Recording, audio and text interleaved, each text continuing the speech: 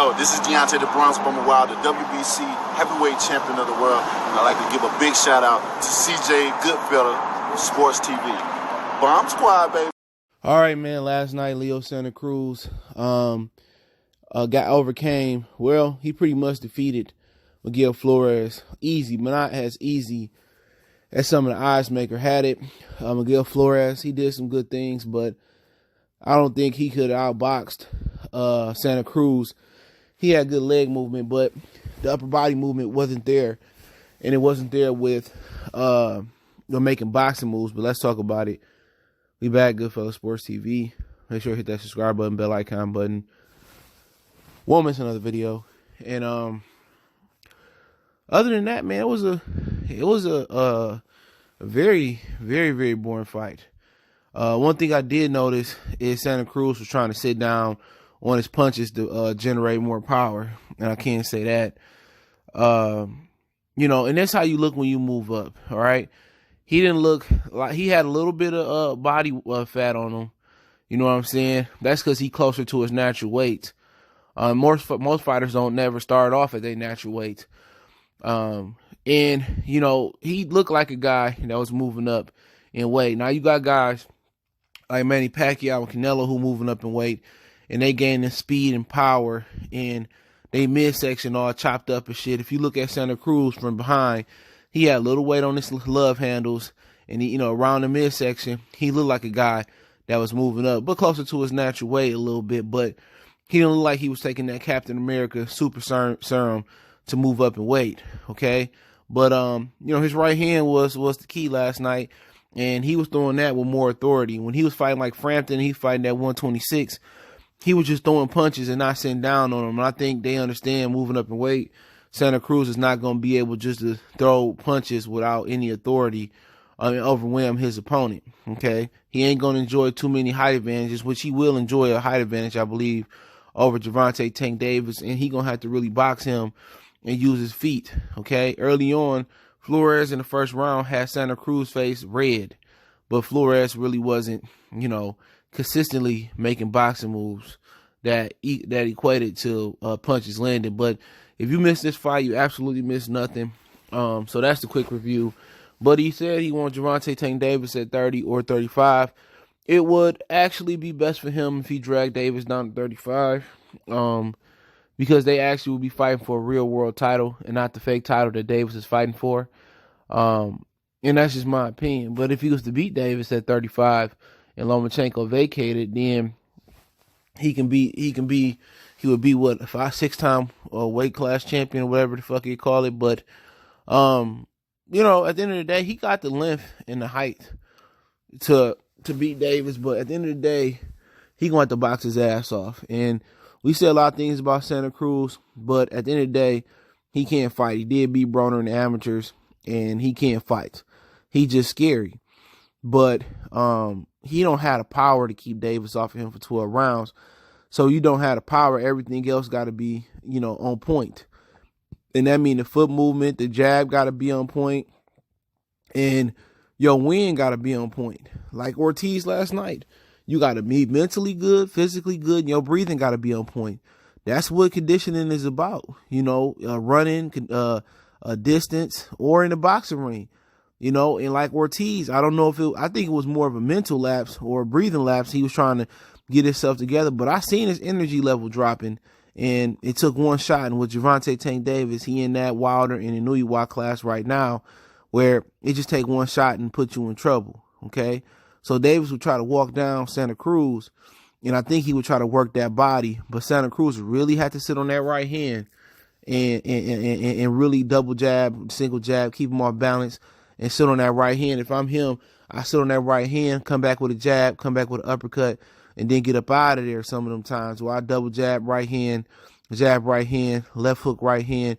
That's what he had to do, keep Davis on off balance, and then move in and out and move side to side from time to time. But, at the end of the day, I wouldn't put it past Leo Santa Cruz if he can get the job done, to be honest. I think he's better than a lot of people give him credit for. You know what I'm saying? A really, really long, rangy guy. He don't have no power, and that's the problem. And when you don't have no power, everything else got to be perfect. You know, you got to have respectable power. Versus Flores, he had respectable power. And what else hurts him, you know, in a fight like this is that he ain't fighting nobody, man. You know, he ain't fighting guys that can punch. And when you ain't fighting guys that's known crackers like Gervonta Davis, you talking about going up, you know, his body going to go through some things that it ain't really felt before. See, Davis ain't got to worry about Santa Cruz, you know, cracking because he can't. You know what I'm saying? So Davis is going to fill him out for the first round, walk him down, slip the shots, you know, go to the torso, and then finish up top. But, hey, Leo is Mexican, and he might be a lot of things, but if he tough, this would be a good fight, but he ain't never been stopped. I don't think he never been dropped neither. I think it's somewhat of a test for Davis, but it's not a fight that I really care to see. I'd rather hear him fight Gary Russell, which I think is a more winnable fight for him. You had Gary Russell coming up to 130. Leo got the reach. Whatever reason it is, Leo Santa Cruz fear Gary Russell, which I think is not as lucrative fight as Tank, but it's a really, really good fight. You know, I think it's a fight that a lot of the hardcore boxing fans want to see. But if you want to fight Stanky Tanky, I mean, go ahead and do it. You know, I'm not paying for it at all. I'm not going to the movies. I'm not paying for the pay-per-view. I'm straight streaming that. On God, no. I'm straight streaming it. But at the same time, man, it's a straight match. It's a nice little matchup. You know, the advantages that Leo got is experience. And I believe he might have a height and reach advantage. I think Tank reaches like, 67 and a half or 67, and Leo's at 69, and Leo probably got an inch or two, an inch and a half on him or something like that. So, you know, Leo, maybe even more. Tank ain't even 5'6". So, you know, basically it'd be Tank trying to get on the inside, close the distance, and walk Leo down, and Leo trying to keep him on the outside with that right hand. But, you know, it's another fight nobody asked for. You know, it's like, you know, boxing and PBC in general. Anytime they got a fight that we want to see, you know what I'm saying, they go a totally different direction. They just fail to deliver on the fights that we want. And I don't think that's fair. I don't think that's fair. They'll never deliver the fights that we want to see. Never. I mean, you're simple. Gary Russell, Santa Cruz. It's a unification bout at 126. What's the big idea about it? Why is Santa Cruz moving up 2 weight classes if he fight Tank in his last 2 fights? You know why? Ain't nobody request Santa Cruz to fight Tank. Same thing with Mikey and Earl. Nobody requested it. We wanted to see Earl and Bud or Earl and Thurman. You know what I'm saying? I think people at that point would have took Earl and Sean. They fought a week apart. But yet he got to fight Mikey Garcia, which it makes no sense. Even though we could talk, it was a straight little fight last night. Nobody asked for Wilder or Ortiz, but it was nobody really else available. And nobody available, but it's just the way PBC operate. The PBC go against the grain. You know, and this is why boxing does not grow. Instead of making the simple fights that everybody want to see, they want to be radical and show us the fights and give us the fight nobody asked for. And they wonder why they losing money. They wonder why they not selling tickets. They wonder why they got to comp tickets.